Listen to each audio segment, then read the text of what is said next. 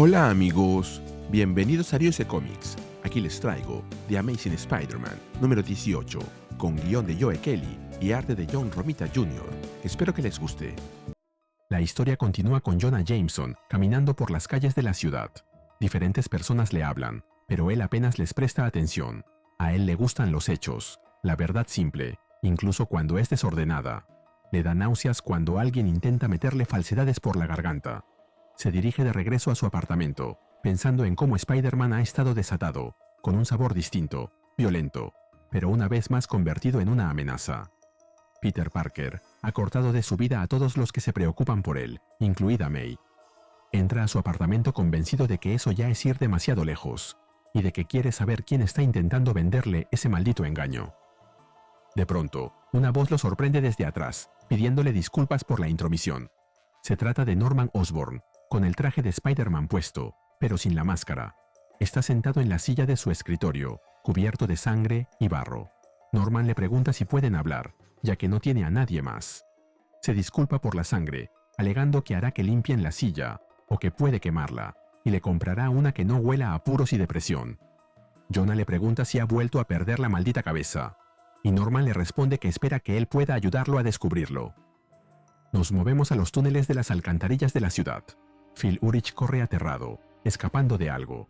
La narración menciona que Phil solía ser un hombre, un hijo, un caballero, un Goblin King, un rey duende. Pero eso fue hace mucho tiempo.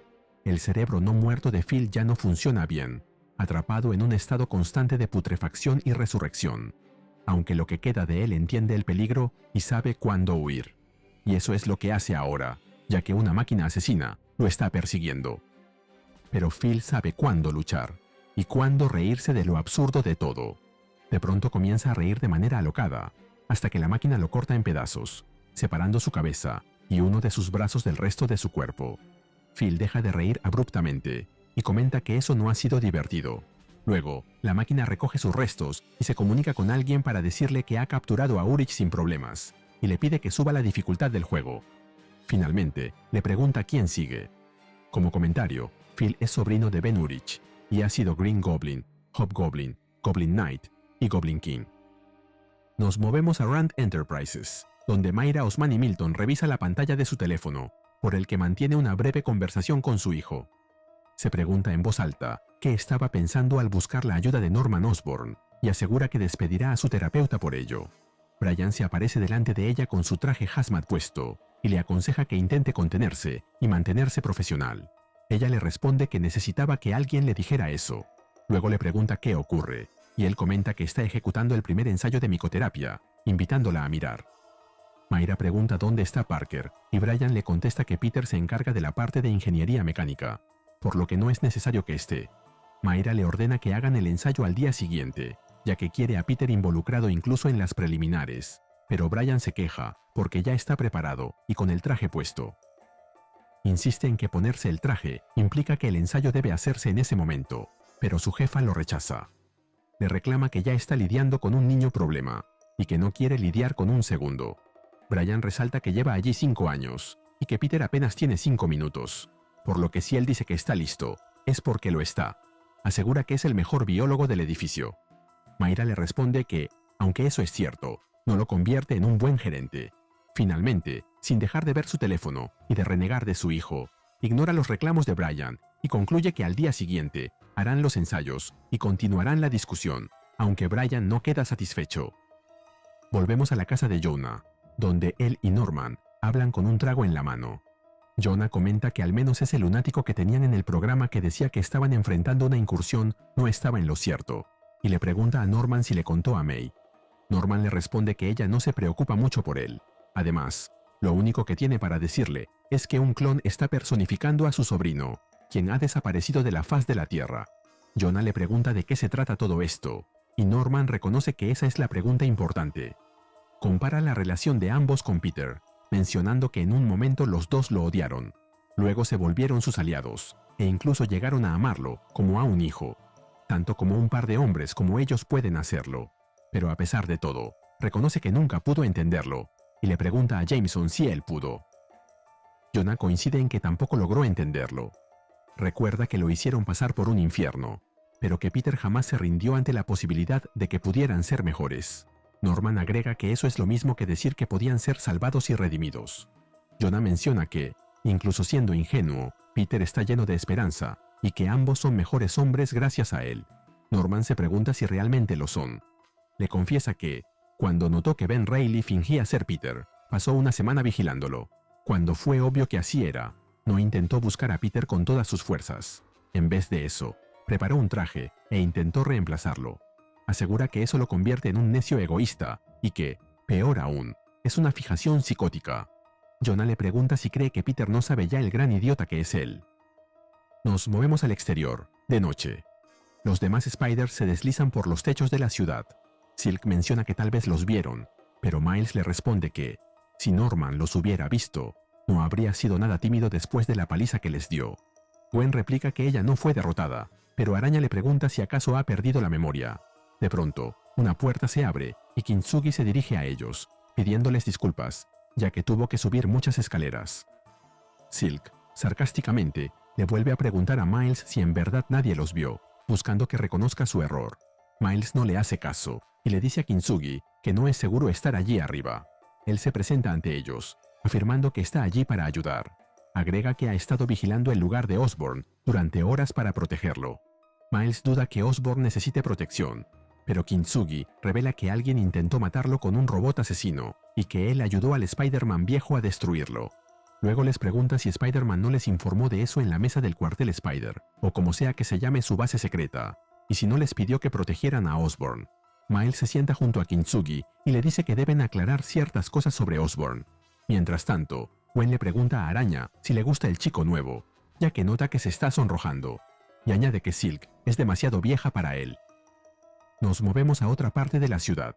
Se nos cuenta que la doctora Myrna Saldano tiene una consulta de terapia en el Upper East Side, donde atiende a la élite de Manhattan y se sumerge en lo más profundo de los secretos de sus pacientes.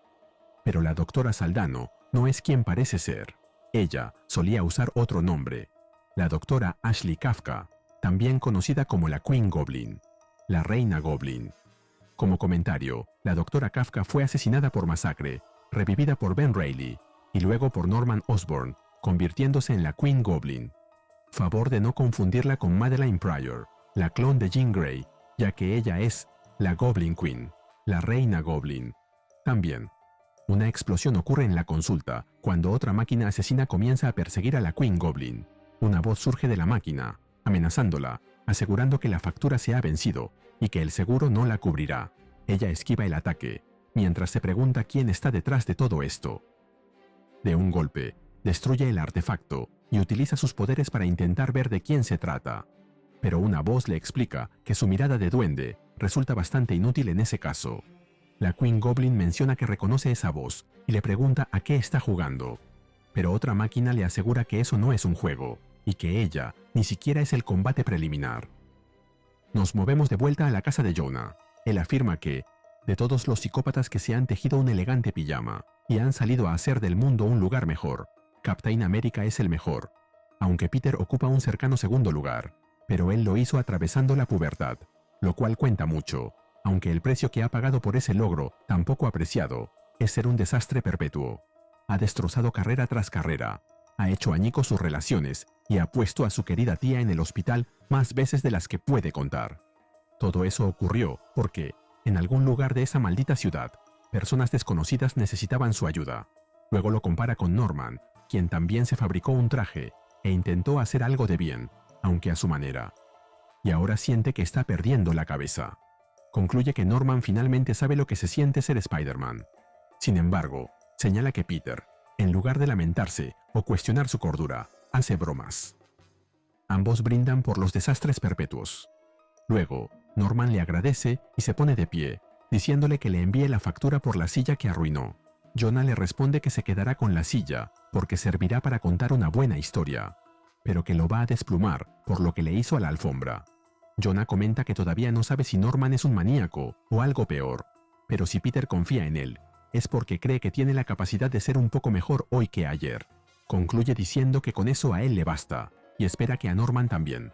Norman se va del apartamento diciendo que a él también le alcanza con saber eso. Nos movemos a otra zona de la ciudad. La narración menciona que Edward Ned Leeds, quien vuelve a casa con las compras, ha soportado múltiples vidas enteras de castigo, incluyendo lavado de cerebro, inculpación, asesinato y resurrección, gracias a las propiedades únicas de cierto compuesto en su sangre. Cuenta que ha sido asesinado otra vez y que, cuando tuvo una tercera oportunidad de felicidad, se aferró a ella con fuerza con ambas manos. Se prometió que esta vez sería diferente y que viviría en paz con su esposa e hijo. Sin embargo, como tantos otros arrastrados al mundo de los duendes, Ned no tiene voz en el asunto. Ned es atacado por otra máquina asesina y queda atrapado en el acto, sin poder defenderse. Como comentario, Edward Leeds fue considerado durante mucho tiempo el primer Hobgoblin, hasta que se cambió la historia y se definió que era el segundo, y que había sido utilizado para suplantar a Roderick Kingsley. De vuelta en el laboratorio, Brian mastica chicle mientras se queja de la discusión que tuvo con su jefa, argumentando que él tiene razón. Decide comenzar el ensayo de todos modos.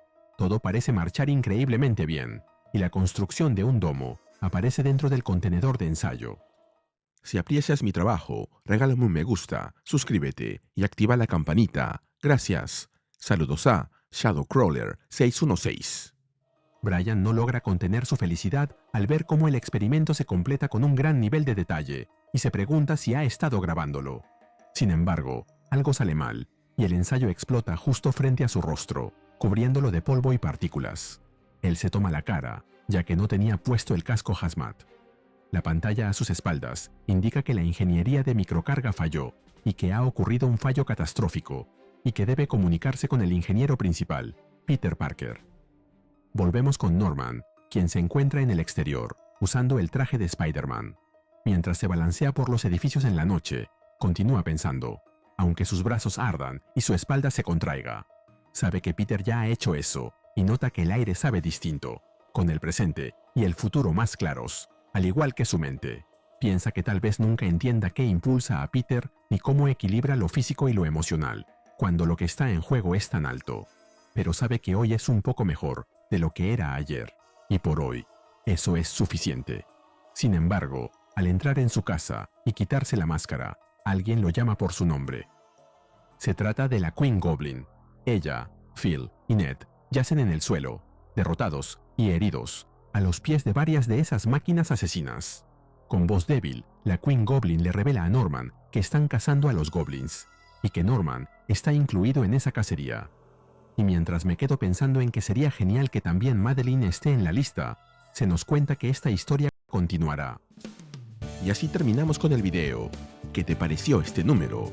Dímelo en los comentarios y mandaré saludos en el siguiente video. Nos vemos allí.